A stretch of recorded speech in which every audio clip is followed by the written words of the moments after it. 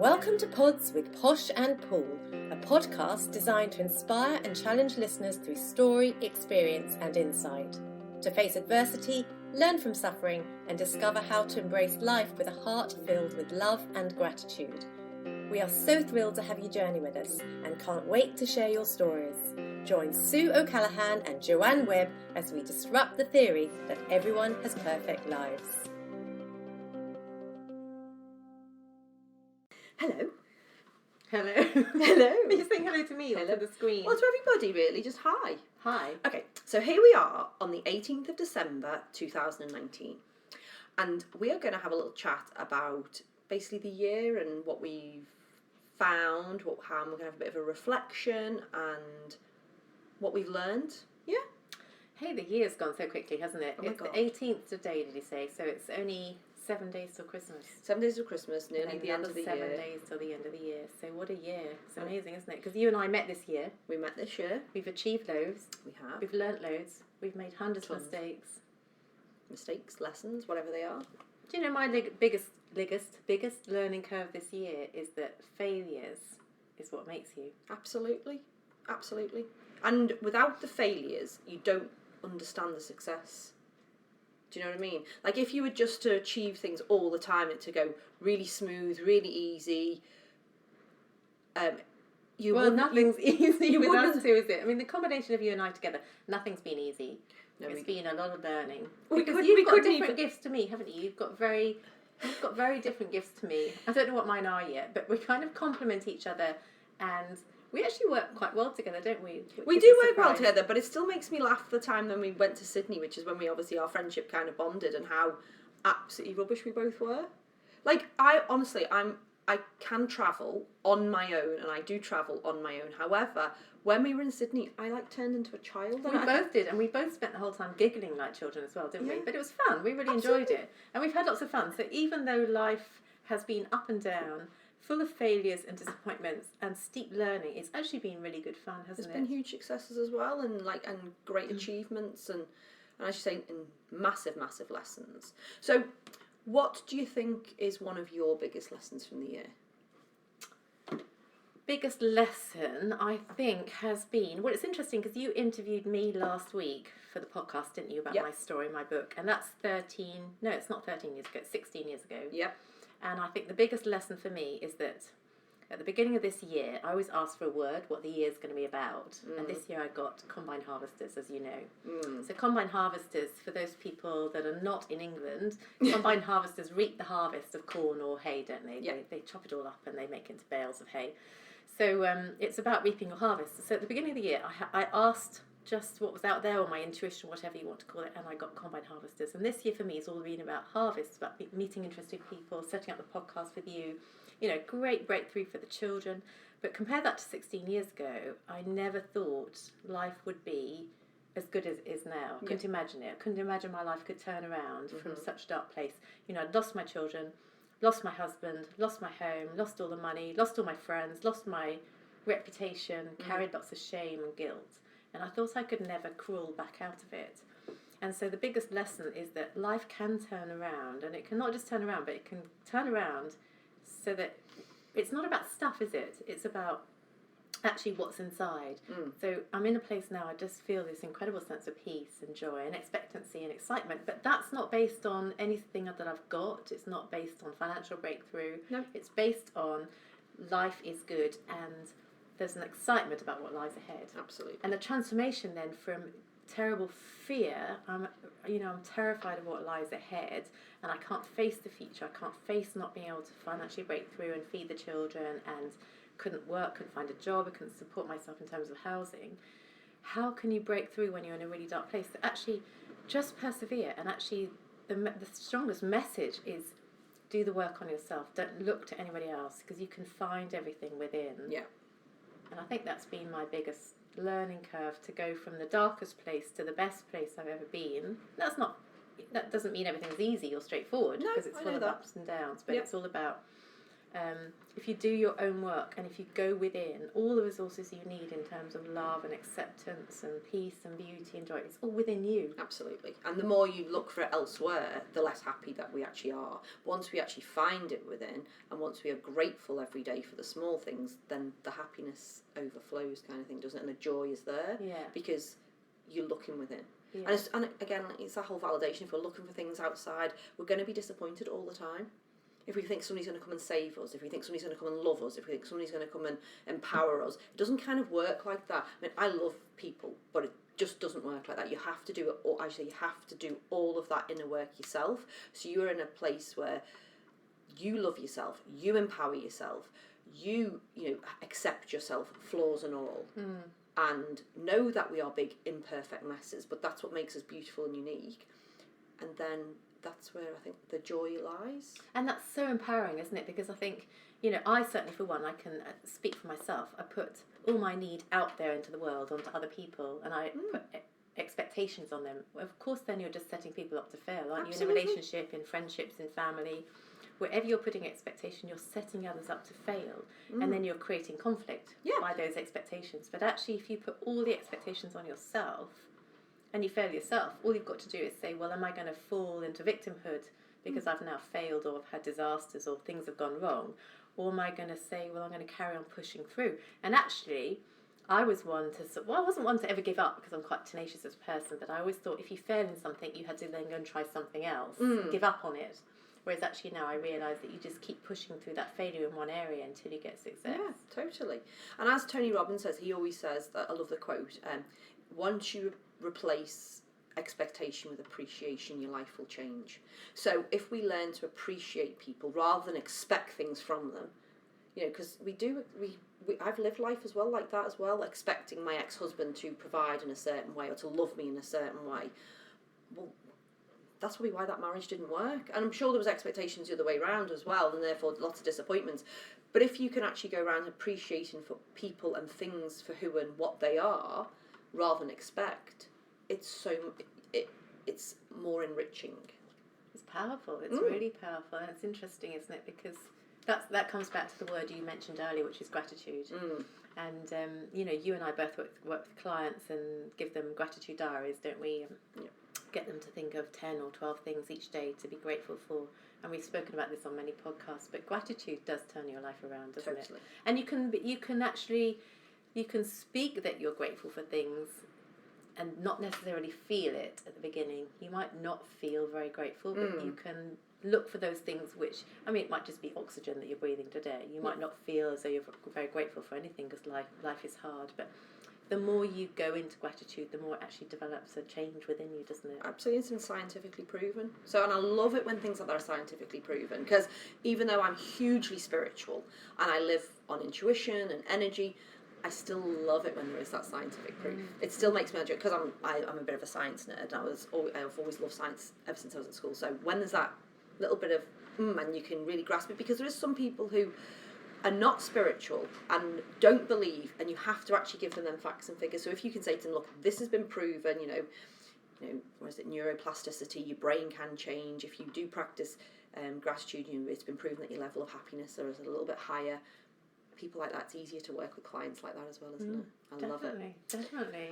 Yeah. And I think also, you talk about being spiritual. Lots of people say they're not spiritual, but then I think of it in terms of what's that inner voice within you say. Intuition could be spiritual, couldn't it? You can interpret that. Absolutely. That it's not a given fact. Somebody that said, oh, I was going to cross the road, but my sixth sense or my intuition said don't, and suddenly a motorbike shot out and I would have been knocked down by the motorbike. Yeah. That sense within you of something speaking to you or another voice is such a powerful thing, and if you train it and listen to it, you can call it spirit, or you can call it God, or you can call it energy, but in the sense that there's that other what's the word I'm looking for, there's another power at work within your life that you can tune into. And that's, I think, another lesson for me this year, is to really listen to that voice and to follow it. And when you say something like, well, I sense that person was just in a really bad place, well, just to say to yourself, well, that voice is speaking to me, so clearly that person is in a very bad place. Yeah. Actually, to listen to it rather than walking away from it. Absolutely. And to train yourself. And the more you train yourself to listen to that voice, the more that voice speaks to you. It gets louder and louder. I agree. Brings more clarity.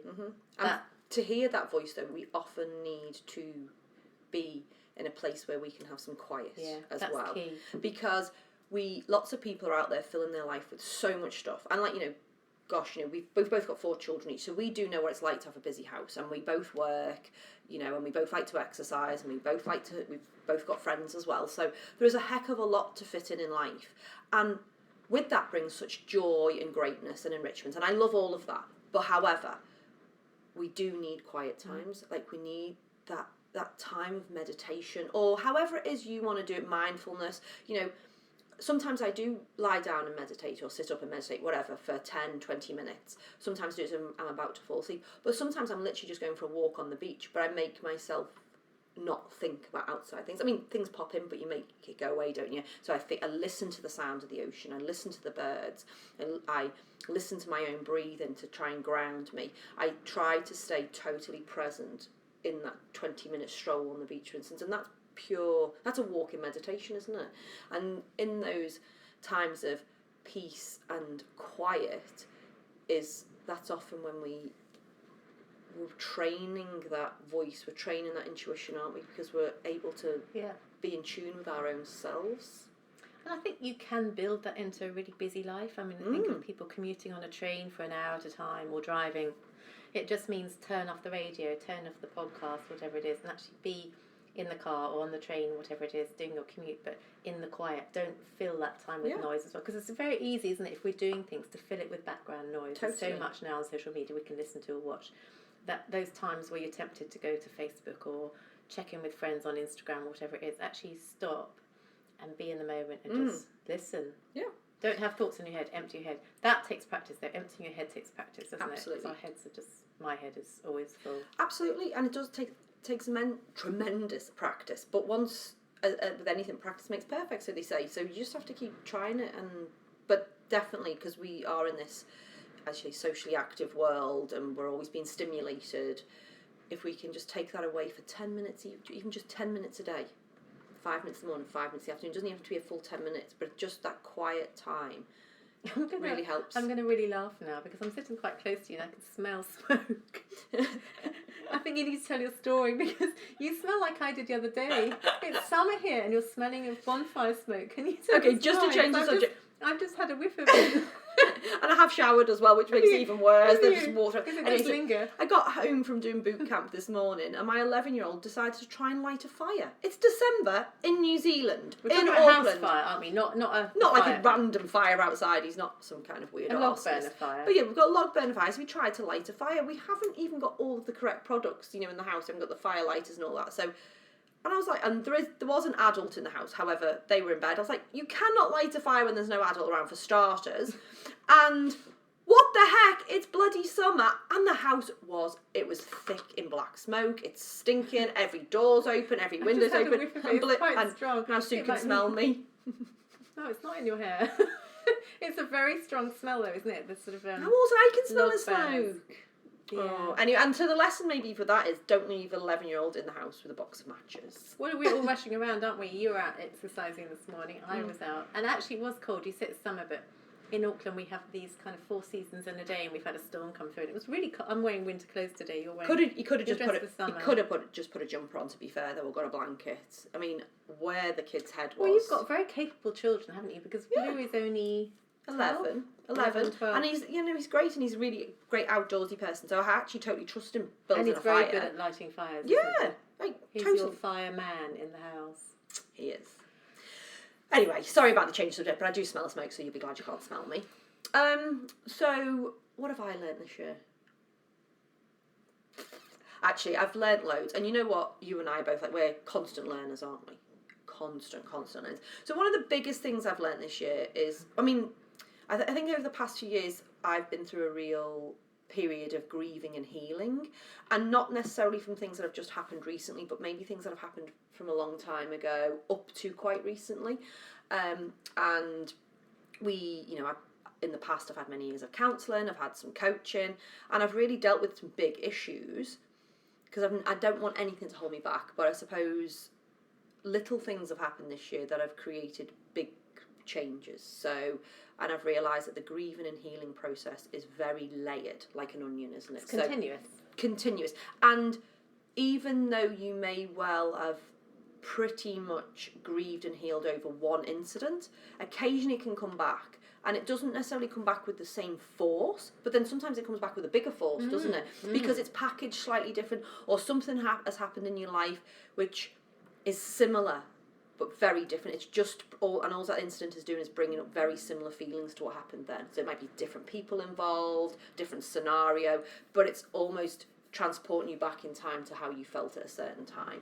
And so the grieving and healing process is very much layered, and so you may, surface, get over something, but you have to really go down and really dig deep. And you have to go into not just your conscious mind, but your subconscious mind as well, because that's where your subconscious mind is where all your limiting beliefs are, all your old patterns of behaviour are.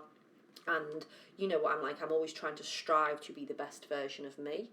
So it's been really important for me to address all of that healing and grieving from things that have come up. And because things weren't lying right with me, I was finding I was getting a bit angry about stuff. And anger's okay. Anger's fine. It's how we deal with our anger. It's not okay for me to lose my shit and shout at the kids. That's not really okay. It's not okay because it doesn't feel okay for me energetically. If I shout, that doesn't make me feel like a good person. I would prefer to say to myself, okay, I'm feeling this. I'm feeling quite angry now. Such and such has triggered something. However, I'm just going to go away and I'm going to breathe for a few minutes.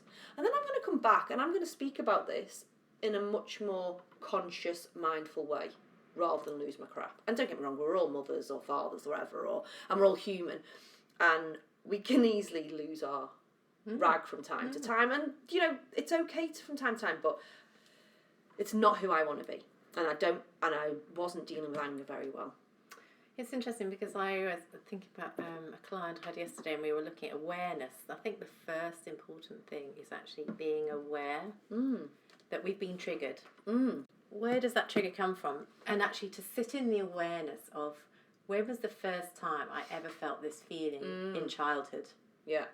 And then to go back into that situation and unravel it. Was it, somebody getting really angry at me, somebody putting me down, somebody saying I was ugly? And did we partner with that at the time? Because there was a lovely talk I was listening to the other day about a confidence. We always think that we're not confident because somebody stole it from us because of what happened to us, what was said to us, and so on. Yeah. But the person that was speaking said, actually, we choose to give our confidence away. Yep. So when you think back to that first incident where you were triggered and somebody said, maybe you're ugly, and you go and look in the mirror and think, I'm ugly, and you sort of start to hide away, you've partnered with what they said and you've agreed with it. Yep. Instead of speaking the truth into it, which was, actually, all of us are flawed, and I don't particularly like my nose, but I'm not ugly, I'm beautiful inside. Yeah. And starting to like things about yourself. You partner with it, you agree with it, and so then you can be triggered in later life. But the secret is to go back and not to agree with what that person said and undo it as an adult. Yeah. And just say, actually, at the time, I didn't have the skills or the awareness to say, well, actually, I was beautiful then, and I'm now going to go back and say, oh, I actually was beautiful then, and I'm beautiful now, and I'm going to take authority over my insecurity so that I can't be triggered now at a later stage. Absolutely. And, and in life, we're not taught how to deal with our feelings, are we? No. It's not something, we go to school to learn math, science, English, but if you ask a parent what they really want for their child, whatever, most parents would say for the children to be happy. Now, to teach somebody how to be happy, we have to do all we've just talked about. We have to look within, we have to find joy within, we have to truly believe that we're beautiful, we have to believe that we are lovely, and we have to fall in love with ourselves. Because if we don't love ourselves, I'm sorry, you cannot be the best version of yourself. Well, you can't love others because you can only give away what you have yourself. Absolutely. And as I say, we're not taught to deal with our emotions. Everything is just an energy, isn't it? Whether you feel happy, sad, joyful, hysterical, angry, frustrated, it's just an energy, and we don't teach our children how to deal with that, or not in general. So obviously schools are going and teaching academic stuff, and a lot of parents aren't educated in that either. They're not dealing with their own feelings, so therefore children copy what parents do. Often that's how it goes down the line, isn't it? And it's sad, but actually there is better ways to deal with our emotion. As you're saying, so often we have to go back and unpack what was put on us as children. And often it's been done very, very innocently, hasn't it? Often it's not even a remark like that. It might just be a scenario that you weren't in control of. Or even your parents just being parents with using the only knowledge that they had. They were doing the best job that they could at the time. It's not a blame game, is it? But it's just you then going back and taking responsibility for you. And hopefully we're changing in terms of what we see needs to be brought into schools. I mean, you think in the Western world, we've very much come out of the Victorian times where no emotion was allowed to be shown, and then the war years where people were shut down and had to toughen up. And so emerging out of that, we're now bringing our children up in a very different way, with advantages and disadvantages, but then looking at schools and saying, actually, what can we implement in school to support children through what they're going through emotionally? Look at emotional intelligence. And so, I mean, certainly over here, there's the odd school introducing mindfulness, isn't there? Oh, yes. Those practices of being aware and being in being in peace. And I love the fact that they're doing it in the primary schools. Yeah, you know, because I think it's going to increase. Absolutely. It's definitely catching on, which is fabulous. And I read an article about how lots of schools in the UK are starting to do it as well.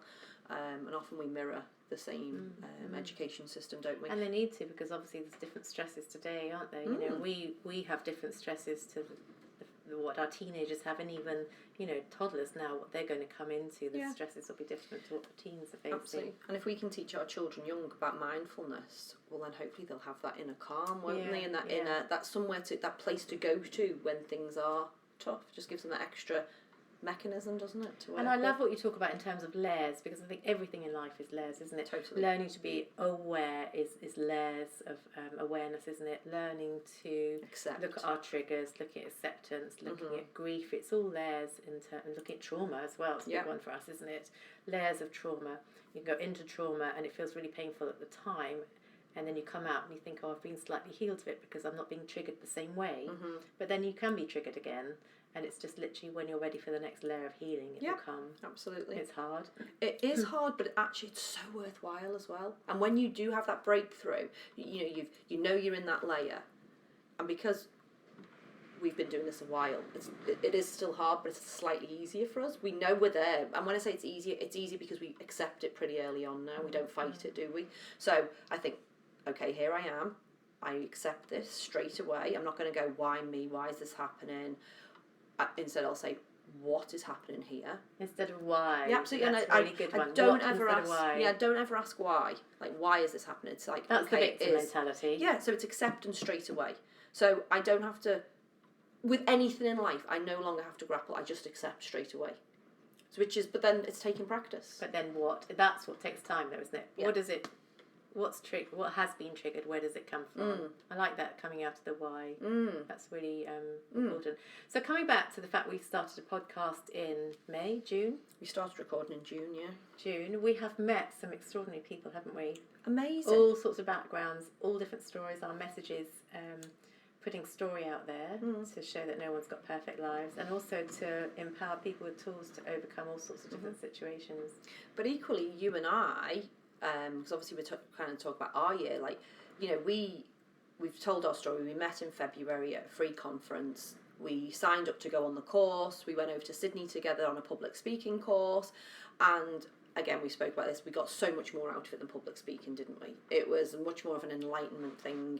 We found confidence in very different areas, but then we came back, and I'd been wanting to do a podcast for a long time. And I'd had ideas about things, and I'd asked some other girlfriends, and I said, I think we should do this, this and this, or maybe like a YouTube channel or something. I've been throwing ideas around for a while, but nothing had really come into fruition. And then as soon as I said to you, because I knew we'd click straight away. I knew after February we clicked, especially then we went to Sydney in the May. We had the most hilarious time. And I knew that we had different strengths and maybe similar weaknesses. It was hilarious. Anyway, so when I said to you, do you want to do a podcast? And you went, yes. There was actually no going back from that point. No, because we both knew we were going to do it, didn't we? And it was say yes and then figure out how. And that's one of also the biggest lessons I've learned. Because I've heard that saying brandished around so many times. However, it does bloody work. So we said yes.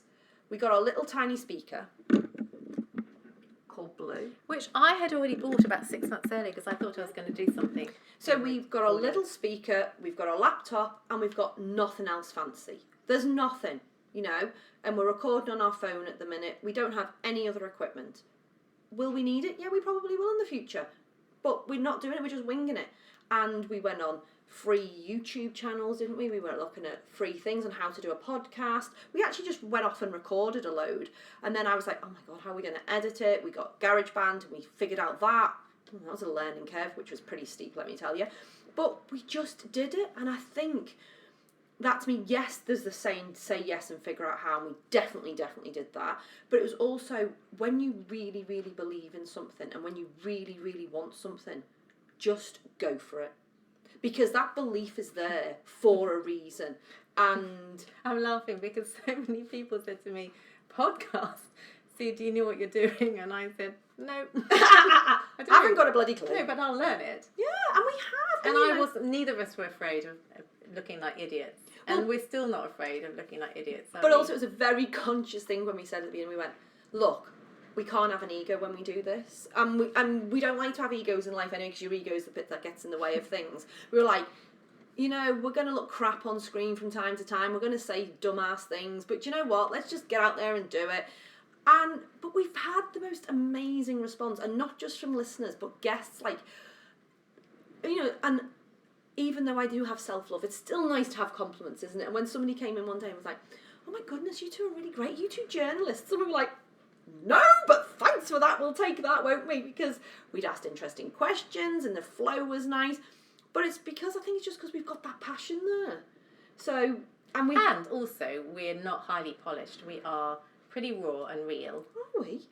I am raw and real. You're highly polished. That's how we compliment each other. Obviously, because I don't say anything wrong ever. You normally correct what I say anyway, or you correct dates and times, or even who the guest is. So, but I equally make up words. I make up words that don't even make sense in the sentence. But I read, and when I'm listening to the editing, and I've made up some random word and stuck it in the middle of the sentence, I knew what I meant when I was saying it, and I'm kind of gathering from the energy. The listeners pick up what I meant as well, because you never correct me, and you're really good at English, and I just go blah, blah, blah. But you know what? Like we've said, doesn't matter. Ego doesn't matter. Just stick it in there. It's part of who I am. I say funny words sometimes. And yesterday, I came to you after my run in the rain, looking like this, curly, frizzy hair in the rain, and we recorded with hats on. You pushed something, didn't you, which I wouldn't know what to do. I'd have to get the children to show me. And up came the hats, which was sort of, they were twitching on our heads, weren't they? Christmas blue hats. We look cute. And then we put it out there with a recording, because we just were going to do a recording yesterday.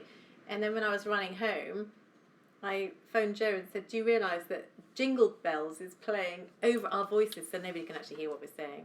That was quite funny yesterday, wasn't it? It's quite funny, but you know what? We didn't care, did we? These faux pas, as you'd say. Yeah. Are you looking at my hair? I was looking at your hair there. I did have a quick glimpse of it. Could you put that blue hat on me? Can you just imagine there's a blue hat with a bobble? Pom-pom. Pom-pom. But yeah, we've learnt to let go of ego, just get out there, because you know what? We're going to have lovers, we're going to have haters, people are going to like us, people are going to dislike us. We can't please everybody, so the only people we can actually please is ourselves. So long as we're comfortable in our skin, we know we're a bit rough around the edges at times, we know we're a bit ditzy at times, but gosh, like it. We're fun as well, and we're giving, and whatever. So tell me a great podcast guest. Oh my goodness, you can't do that to me, because I've actually loved all of them. Have you? I mean, I obviously totally loved interviewing my sister. That to me was really special. It was one of the very first ones we did. And for any of you that don't know, my sister was diagnosed with cancer back in February. She had cancer in the bowel that had spread to her liver. And she's only 37 at the time. And, it was really shocking. Really, obviously it just moved all of us as a family. But when I interviewed her on the podcast, when we interviewed her on the podcast, I learnt way more about her journey, because obviously at the time we were having conversations, and it was on a need-to basis. She's in Melbourne, I'm here, our parents are in the UK, so everything was like very information-based, on a need-to basis. The surgeon said this, the oncologist has said this. I mean, of course you're trying to offer emotional support, but sometimes she didn't want to talk, or you had to wait for her to be ready. And that was all absolutely fine. So on the podcast, I learnt more about what happened at her diagnosis, and some other things I learnt about it in a bit more depth. And I mean, I was there for her her first surgery, and then I've been over since. Well, she's been going through some of her chemo as well. But still, I still didn't know some of the stuff, so that to me was really special. But that was obviously very biased because I love my sister. But all of the podcast guests have taught me something. And I think this is what we do at life. Even though we are loving doing the podcast, I get back just as much from our guests as what we give. Do you know what I mean? You give and get, don't you? Because everyone has been so different. So different. Different ages, different situations, different countries, different backgrounds. We do a lot of podcasts by Zoom, don't we? Zoom, totally. Skype calls, so it's not just New Zealand. But everyone has had such a different message, and all of them have given powerful tips to listeners, haven't they? And they've all been so generous with their time, so giving. You know, there is such beauty in the world. They've all learnt lots of lessons.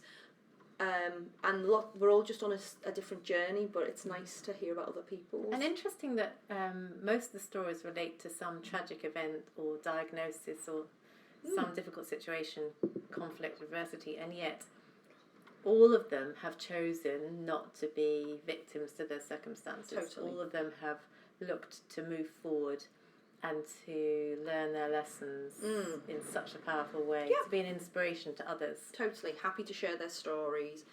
Is there anybody in particular did you have a favourite? Now, I did love Jilly. I thought she was great, your sister. I was just about to say, is there an update to her situation? Where's she at now? Because I'm sure listeners would love to know. Well, as we speak now, she had some scans yesterday, so she's due to get some results today. But she's had all of her chemotherapy. She had 2 surgeries this year, so it's been a bit of a tough year. Last time I spoke to her the other day, she was feeling way more like her old self, because of course it does change your personality throughout the year. You know, there's a heck of a lot to contend with. You know, you're obviously feeling quite sick as well. It zaps your energy. You know, there's lots of different symptoms that happened. And I think, you know, it affects your zest for life as well, because you don't have that same... she's got energy in abundance usually. You know, she's like a little Energizer bunny. And she was feeling much more like her old self. She was really looking forward to summer and looking forward to basically not being poked and prodded for another few months. Because, of course, they're going to keep a very close eye on her now. Yeah. But... basically, she kicked cancer's ass within 10 months. Amazing. And it was all through, yes, she took the medical route. She did have the chemotherapy and the surgeries, but she also had the whole holistic approach as well, you know, and obviously changed her diet ever so slightly because she was always really healthy. Obviously cut out alcohol and most caffeine and things like that, because obviously the liver didn't want any more toxins going in there. But yeah, really holistic and... truly positive mental attitude. And we all know that whole placebo effect. If you're going to go into surgery, if you're going to go into chemotherapy, you're going to go in and believing it's going to work, well, you have got a much higher percentage rate of success. And I love that about Jilly. She was so positive, wasn't she? I mean, that positive energy was infectious when she was being interviewed. So Jilly, if you're listening, we just send you so much love and wish you well on this stage of your journey, and hope you have a peaceful Christmas. Well done, congratulations, and thank you so much for sharing your story, so inspiring. But to all our listeners and to all our guests that have come on board, thank you so much for supporting us on the journey that we've been on. As we say, we've been learning, as you've been learning and growing, and we're open to next year being... You had a lovely word for next year. Our word for next year is limitless. Limitless. So if you want to receive that word for next year, just join with us, because we believe in limitless potential, abundance, absolutely, provision. Totally. Like, you know, you go into each year, don't you? Like, I went into 2018 with a certain view, and then I thought, oh, maybe 2019 is going to be this year, and it never quite worked out as I thought, because yes, we have goals and dreams, but sometimes life takes twists and turns, doesn't it? But actually, with the whole acceptance, I've looked back and thought the amount of growth that we've had this year and lessons we've learned, actually it's been the perfect year in a very, very, very imperfect way. It couldn't have been more imperfect, and lots of things were thrown at us, but I do truly believe next year, yes, it's going to be full of adventures, yes, it's going to be full of stuff that we were not expecting, but I truly believe in the word limitless, because we are, and the world is limitless. We can do what we want. It's funny, yesterday I was in a shop doing a tiny bit of Christmas shopping, and the lady serving us was incredible, actually. She sort of pounced on me, and in New Zealand they obviously get commission from sales, don't they? They don't in England. So if you shop in England, you don't get people, the shop assistants pouncing on you, whereas here they're very much pouncing. And she grabbed me, and I made a comment on something that she was selling, and she was really negative towards me, and she followed me around the shop saying, because I saw this beautiful black calved bird, and I said, I think I've seen that in white. The white one's beautiful. Have you got it? Just, to make conversation, not because I wanted it. And she said, no, it doesn't come in white. I said, I've seen it somewhere in white. She said, well, white's not the real thing. White must be fake. And I thought, well, it doesn't matter if it's fake or real, because I actually quite liked it. She followed me around the shop, and I was with one of my sons, and he was looking, thinking, he was looking at her a bit oddly, because she was following me, saying, it wasn't real. The one you saw wasn't real. Okay. And I had something in my hand that I was going to buy, and anyway, I just thought, do you know what? I don't want to buy this one thing. I felt so attacked by this woman in the shop. So I put this one thing down and walked out the shop and didn't buy it. And it wasn't that cheap. And Louise said to me, did you feel really attacked by that woman? She followed you around the shop, and she literally was negative about everything you said. And she was a salesperson. And he said, I'm glad you put your thing down and didn't buy it. Anyway, we went into a shop around the corner, and the same thing was in the shop for about 50% cheaper. And I was thinking, gosh, it's interesting. I could have partnered with, how dare she speak to me like that? Where did that come from? Yeah. But actually, I partnered with, well, thank goodness she spoke to me like that, because I've just saved half price. Yeah. So you can turn anything around, can't you? It's how you actually look at it. You could have your day ruined by this woman that really, she did sort of pounce. She sort of went like that on me. And then just literally, the white bird, no, it's not real, it's fake. The one you've seen, I don't care. Okay. But you actually say, don't take on her things. Well, you can see it two things. different ways. Absolutely. Was it the universe just saying, actually, I'm going to pluck you out and go and put you next door because it's cheaper next door? And I've used this person to sort of, whatever you think or believe, but there's two different ways of looking at it. And I came home feeling really grateful that she'd behaved like that, she'd sort of steered me to the cheaper version. And I just felt really positive, whereas I think a year ago I would have gone back and said, do you realise I'm really rude, so I put the object down and didn't buy it. But also, or some people would have taken it in the way that maybe just would have gone straight home after that, because it would have thrown them so much that somebody was so kind of not very kind, do you know what I mean? And it was a bit negative, and sometimes negative people can bring people down, whereas if you can bounce off that stuff and have your little force shield out and go, it's not gonna penetrate me. That's your stuff. I've got my stuff, but actually, yeah. And then you go off to your next shop, and as you go, oh, karma, because it's 50% cheaper. Yay! But it's interesting, isn't it? Because yesterday I was really aware to be in the moment, like you said earlier. You no longer say why me, which is a year ago or 2 years ago. I probably said why me, and everything happens to me. I've got this woman attacking me. And yet yesterday I was very aware about analysing it, just watching it. What is this all about? And that's such a transformation, because then when you're in what is it all about as opposed to why me, then you can find the good in it. Absolutely, and you can see it from almost out of body experience. Yeah. You can almost look at it from exactly over here and just look in and go. Be removed from the emotions and the absolutely. feelings. And that was really empowering yesterday. Then I stood back and just thought, this is a lesson, whatever happens in life, because there's always the ups and downs, the yings, the yangs, the highs, the lows, and the negative energy. And clearly something had probably happened to her in her life. Yeah. And there was a bit of dumping going on in me. She was a bit angry. Or she was just having a bad day because it's Christmas and she works in retail and people just get really stressed. And that's fine. So where she was, that was absolutely fine by me. But what was interesting about the thing wasn't necessarily everything went on. And maybe I triggered her by walking in the shop or saying something or picking up the wrong item, I don't know. But what was interesting was not what she was saying or doing, it was my response to it. Yeah. And it was the ownership for how I responded. And when you walk away, you go, actually, that feels good that I can do that. And then you just do that in other areas of life, no matter what the energy is. Do you know what I mean? So you just keep repeating it, don't you? And I didn't throw my item down and walk out. Chuck it I just at her. kind of sneaked it back on the side and went out the shop. So I hate Christmas shopping. Yeah, I know. I don't like it. It's not big over here, though, is it? No, it's much bigger in England. We don't have shops in the same way over here, which is quite nice. No. We have beaches and sunshine. We don't have sunshine today. We have storm. But all in all, it's been a really interesting year, hasn't it? It's been a great year, and it's been very much up and down and twists and turns and lots going on. Another lesson for me I found as well that when we did throw ourselves into the podcast, and I was also doing a lot of studying at the time, and I was trying to work on something else and, juggling jobs and juggling family. I did say to my girlfriends at one point as well, look, I'm just not, if I don't get in touch in the next month, it's not that I'm being rude, I just really need to knuckle down, I really want to get this studying done, and it was all online, and I really need to learn this, and I really need to implement that, and I need to do that. And then I realised at the end of the month, yes, I'd done most of the stuff I'd said I was going to do, and I felt great achievement in that area, but I actually felt quite depleted. And so I realised I need more of a balance. And the balance tips all the time. I get that. You know, some weeks I could see my girlfriends maybe 3 times a week, and then I might not see them for a week, and that's fine.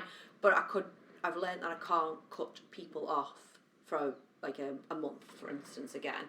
I need to put time in my life to have that energetic rebalance, if you know what I mean. Because they, you know, your girlfriends don't half bring you tons of energy, don't they? And even if it was just having a cup of tea one day with them, and you know, the smallest of things, but still having some contact and not cutting off. And it's not just girlfriends; it's everybody that you come in contact with, and making sure that I was still doing all, like, making sure I was having time for meditation, making sure I was having time for a walk outside, making sure I was having time to exercise. I couldn't just cut everything out to study and to work. So it's about finding that balance. Yeah. You're saying. But as we say, the balance changes all the time, and I'm fine with that. You know, sometimes you have to dedicate some time, but I have to be very aware that I don't want to ever be depleted again. And do you think that's about being aware of what recharges you, in the sense that for some people they can be recharged, re-energized through friends, others it might be quiet time, others it might be exercise, or combination of different... Absolutely. And as individuals it changes also for us all the time. You know, I know that now I need to see my girlfriends quite regularly. But it might literally, as I say, it might just be literally a 5-minute catch up for a cup of tea once a week. It doesn't have to be a huge amount of lengthy time. I just have to have some more constant in my life. But yeah, and then, as you say, some people it might be exercise, or some people it might just be a combination of everything. So whether it's students studying at university under great pressure, whether it's people working long hours, doing shift work, whether it's families. It's finding your area of self-care that you can do for yourself, that's important for you, that recharges your batteries, that gives you some kind of either release or recharge, or, you know, it's going to be different for everybody. Although, I mean, you're big on fitness, aren't you? You run all these boot camps, you're incredibly fit yourself. In fact, you're a machine. What's the relevance of, or what's the importance of exercise in our life? Because that must apply to most people. Exercise is really important for everybody. Well, it's the same old. Well, it's the same old analogy, isn't it? If you had a beautiful Rolls Royce on your driveway, would you leave it there uncovered, unpolished, unwashed, not taking care of it? Would you just leave it there? And if you do, what's going to be the implications of that? Yeah. If you just leave it sitting there for a year or 2 years, when you go to start it, it's probably not going to start. You know, and if you haven't looked after the oil levels, if you haven't looked after the water levels, it could all seize up. Okay, well, that's the same as our bodies. We have come into the world with a body which is meant to move. It's as simple as that. We are not meant to sit down on our arses all day. We are not meant to not move. We are not meant to sit watching TV. We are not made to sit and do social media. That's not why. Look how amazing we are. And like when you go and study the anatomy of the body, and all of the different systems that are in place, the skeletal system, the muscles, you know, your endocrine system. Oh my God, the digestive system. It's so interesting that it all works together, and we are a walking miracle. Simple as that. I love the analogy of the car. I mean, it is important, isn't it? I mean, I've increased the level of exercise I've been doing this year and feel so different, mentally and emotionally.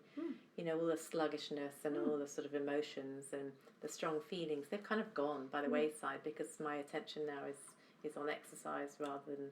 And I wasn't a big one to sit and eat or watch TV. No. But I feel so different. I feel so energised. Well, it brings on endorphins as well, doesn't it? So, and I'm not saying everybody needs to go out and go for a run.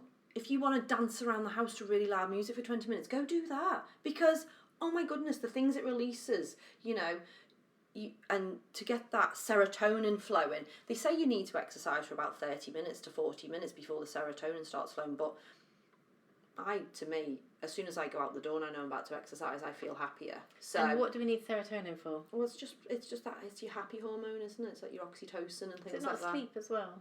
Or not? Is that melatonin? Melatonin. Serotonin, happiness hormone. Well, it is, because it's often our serotonin levels which are really low when people go on antidepressants, because your pituitary gland isn't I can't say that word. Sorry, pituitary gland is not producing your serotonin levels, so that's why. And if you have got like an actual problem, then yeah, antidepressants will work, and that's why they bring it up. Whereas we can do it naturally as well through exercise, and it's so important because and it really triggers your brain as well. You know, if you are physically fit, you are more likely to be mentally fit. Because we're not separate. Our brain is not separate from our gut. Can concentrate. We're a working machine. Like a car is a working machine. If you take the battery out of a car, it's not going to work. If you take, eventually if you take the window wipers off the car, eventually you're not going to be able to see out the windows. Do you know what I mean? It's going to come to a point where you need them. So you have to look after your body, mind and soul. All of it as a package. So, Jo runs boot camps, very well known in the area. And she keeps saying you need to come along, but I said the problem is I need to get fit to come to your boot camps. And Jo says, no, my role is to get you fit. But I'm still too frightened to go, so I haven't gone yet. So for listeners who are saying, do you know what, for 2020, I'd really like to get fit. I'm slightly overweight, not happy with my body, approaching middle age, it's starting to sag and or not do the things I wanted to do. How can people start? Because it's not about weight loss, is it? Weight loss is disastrous, really. Thinking about it in terms of diet, I'm going to go on a diet. And we shouldn't exercise. How do people start? Well, we shouldn't exercise to punish ourselves either. We should exercise because out of love for ourselves. And that's where you have when you've got self-love, you realise the best thing you can do for your body is to nourish it with beautiful food and to exercise it, and then to be kind to ourselves as well with the words we use. So it's a whole package. And so if you really want to start somewhere, obviously it's a very individual thing when it comes to exercise, but I suggest you try and do it at least 3 times a week and at the same time in the day if you can. So say if you're a morning person, you have to work out what you are. If you're a morning person, well then get up a half hour early and go for a walk, or stick on a YouTube video, or go to a class, or join a gym, or go for a swim, whatever is going to work for you. You can go rollerblading, you can go hula hooping, you can go skipping. Do what you want. It's but quite move your hard body. Starting when you're not exercising. It's Find really an exercise hard buddy. Starting. Once you're sort of a month or 2 months down the line, you're in the routine, you're in the rhythm of it. It's easy. But actually, how do you start when that first morning? Say you're a morning person, and then it's either lie in bed for another hour or half an hour, or get up and you just think you're going to delay it another day, and you'll do it tomorrow, and you do it tomorrow. So you never actually start. It's actually quite hard starting to exercise if you've not been exercising for a while. One, I suggest do something that you actually enjoy doing. Because if you're going to go, right, I'm going to start running, but you actually hate running, well, already you've got that mental barrier there, haven't you? So try to find something you actually like to do. If you can do it with a buddy, because then you've got somebody who's accountable. A buddy? Do you mean a body or a buddy? A buddy! A buddy with a U! With a friend or with your body? With a friend! Stop it! That's your Liverpudlian accent. A buddy. I know. I love it. I don't. But with a friend. But if you can do it with a friend, then you are both accountable to each other, and you're less likely to let each other down. If you know you're going to meet somebody at 6:30, and you wake up and go, I don't really want to go. But you know this, they're going to be there at 6:30. You don't want to let that person down. That's a really good hint, actually. Yeah, go with somebody else. Be accountable. Yeah, so and then you're accountable to each other. You keep each other on track. Because motivation will not get you there. It just doesn't. Motivation lasts a very short amount of time. And that's why it's all about making it part of your lifestyle. And just to go back to something, so we talked about my sister before. She exercised anyway before she got her diagnosis, right? Mm-hmm. So it was never really a chore for her throughout her treatment to continue exercising. Because it was part of her lifestyle. It's something that she already did. It's like getting up and brushing your teeth. It's as simple as that. It was part of her lifestyle. So, and she truly believes her strength of body, her fitness levels, and the fact that she was able to carry on going to the gym. She went with a chemo pack to the gym, to a spin class. Amazing. So, but she totally believes her fitness levels and the fact that she was able to carry on doing that is what saved her, is what's got her through the treatment, is so what she didn't have to create recover. Major change in that area of her life because she's already doing Which you find a lot of people get ill, or they're facing, like, maybe they've been told by the doctor they're heading towards diabetes, or they're heading towards a heart attack, or there's the risk of stroke. So then they go off and exercise, or or people are morbidly obese and they want to go and lose weight, so they want to exercise. If we can just start all making it part of our lifestyle, then it's not a chore, and it may be a chore to begin with. But you've got to remember it takes 21 days for something to start to become more of a habit. That's quite key, because I was just thinking as you were speaking there, when I started running this year, I'd start running and thinking, I can't run, this is really painful, I can't breathe, my cardio is really bad. But what I had to think in my mind was, in a month, if I do this every day, or I do it every 3 days, whatever I do, in a month, how will I feel? Not how will I feel today. Not if I get out of bed tomorrow, I'm still not going to be able to run very well, and I can only run half a K, not 5K. But in my mind, I was thinking, in 21 days or in a month, how will I feel? If I do it every single day in a month, where will I be at? So you have to look ahead. You can't look at what you're feeling when you first exercise, can you? No. There's no point in getting up, exercising, being out of breath, being in pain, then thinking, I can't do this. It's just not for me. And also, don't compare yourself to somebody else. Like, you say things to me like, I can't come to boot camp because I'm not fit enough. It doesn't work like that, not especially not in my classes. Do not compare. Like, even as an instructor, I've taken classes in the past. There will always be somebody who's fitter than me. And I think I'm pretty fit, but I'm not going to be in competition with that person in the front row who's leaping around and sweating and looks way fitter than me. I'm not in competition with that. I'm like, you go you. That's awesome. And there might be the other person who's like only done 2 reps or something. They're like practically keeling over. But yeah, good. That's me. But good on you that you've just done the 2 of them. But mine would have been 1. No, and I had this conversation actually with the kids the other day. I'd make everybody else in the class seem really good. So maybe we need people like me along, so everybody else sort of... But it's all about encouragement, and also you realise, I might be able to do 20 push-ups, but then I come to doing a tricep push-up, and I might only be able to do 2. What's a tricep push-up? I'll do one later. But anyway, like there's certain parts of your body that might be tricep push-ups. I'm just trying to work it out. Please help me. But you'll have parts of your body which are stronger than somebody else's, but then you might be weaker in an area than somebody else. It doesn't matter. It's all about you. It's not about comparing to the next person. Yes, if you want to make yourself bigger and stronger, work on you for that. Don't compare yourself to other people. So day 10 of my exercising program will look better than day 2 of my exercising program as well, won't it? Well, and that's what I also say to my people when they come. They might be having like a really bad day, and who knows? They might have not had much sleep, or their nutrition the day before might have been pretty crappy, or they might be going through huge stresses at home. I say, you have come today, and yes, you don't feel like you've worked as hard as you did last week. However, you have just done something. And I say to them, it doesn't matter. Again, it's not about comparing. It's not about comparing to last week. Because as a runner, and you're a runner as well now, as you say, you've run all year, I think, with running, you think, oh God, I'm really getting this. I'm feeling awesome today. I can just keep running. I've got all this vitality and energy. It's just the wind's in my hair. I'm feeling great. You go out 3 days later and you feel like a hippo. You feel like you've never run before. I feel like a big hippo, and I'm like running going, it's not interesting. Why is this just so really hard? I've had both those this week. I had one day where I felt I could just keep running for 22k, and then the next day I could barely run down the road. Exactly. So just listen Mind to you, I had your body. eaten mainly chocolate the day before and nothing else. Well, it's like today I'm finding life really difficult. And the chocolate from the advent calendar, which I had to quickly fill up again before the kids noticed. But I'm exactly the same. Today I feel sluggish because yesterday I was fueled on pizza and alcohol. So today my body is feeling very sluggish. But anyway, we're getting off key a little bit. But in the exercise, I just think that the biggest bit of advice I can give to people is find something that you actually enjoy. Because if you're going to start off doing something that you absolutely hate, well, you've already put a barrier there. Also work out what are your barriers. Say to yourself, okay, well, I hate exercising in the rain. Well, put something in place for that. Okay, if I wake up in the morning, I'm going to go for a walk. However, if it's raining, what's going to be my second option? Can I go and skip in the lounge? Can I put on an exercise thing on YouTube? Can I go to the gym instead and exercise indoors? Find out what your barrier is going to be. Oh, that's quite interesting. So I'm not meant to have another lie-in when it's raining in the morning. No. Find out what your barrier is going to be. And some people might go, oh yeah, I'm going to go to the gym straight away after work. Okay, well, what happens if you have to work late? Oh, I'll probably skip the gym. Well, that's going to be a barrier. So could you go to the gym at lunchtime instead? So my mind says if it's raining, you can stay in bed, therefore you're getting extra sleep, therefore your body's healing, it's in but that's recovery, true as well. It's in rest. That's so true as well. Luckily, we've had rain every day this week, but not lucky. I did go running. Good.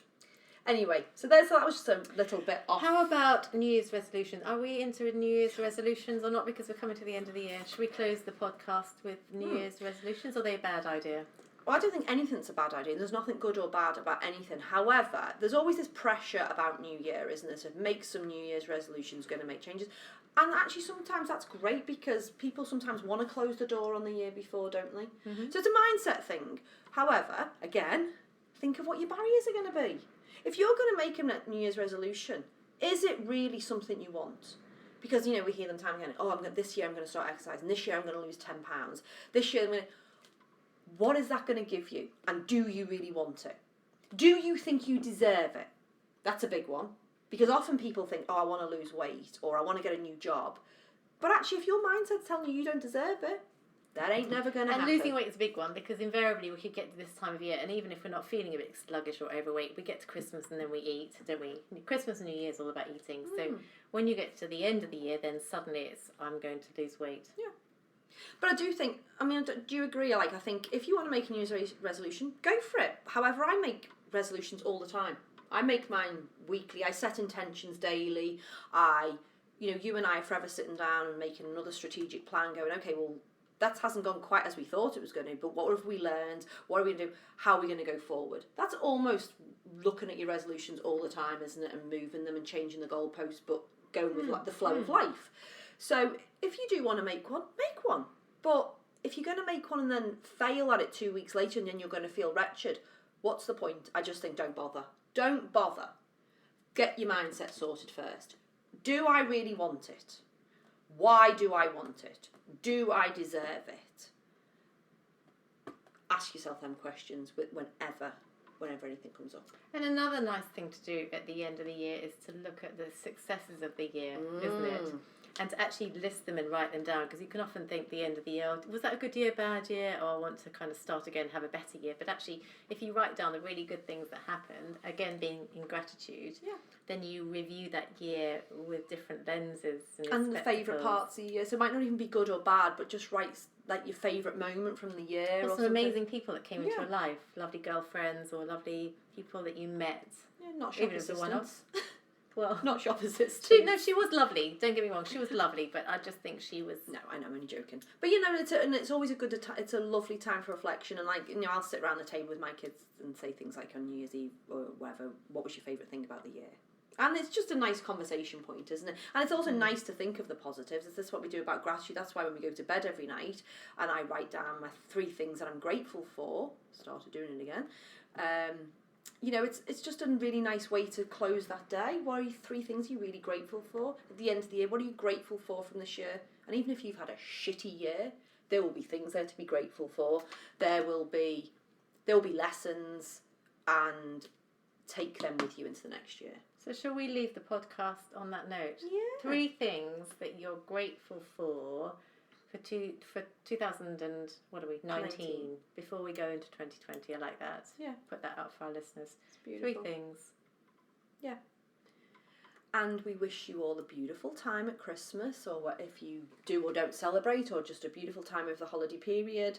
And we hope your reflections on 2019 are as helpful as ours were. And for those people that are lonely or feeling isolated at Christmas, then just go inside and look for all the beauty inside, for the amazing gift of the person that you actually are, and what a blessing you are to others. And listen to our podcasts, and you'll never be lonely, because we'll be with you. Yeah. Absolutely, because we're there with you. We've been lonely. We've done that. So just listen in, and there's always hope, and there's always kindness out there. And remember, there's many lonely people at Christmas, actually. Christmas is not easy for lots of people, and it's good to remember lots of people are without their children at Christmas. Lots of people are isolated. Yeah. But yes, so go reflect. We send our love. Go reflect on 2019. Love, light and peace. Love, light and peace. Goodbye. Bye. Thanks so much for being with us today. For us to inspire others to live their magnificently imperfect life, please subscribe and leave us a 5-star review on iTunes or on your podcast app. You can also follow us on Instagram and Facebook at Pods with Posh and Paul. We can't wait for you to join us on our next episode. Love, light and peace.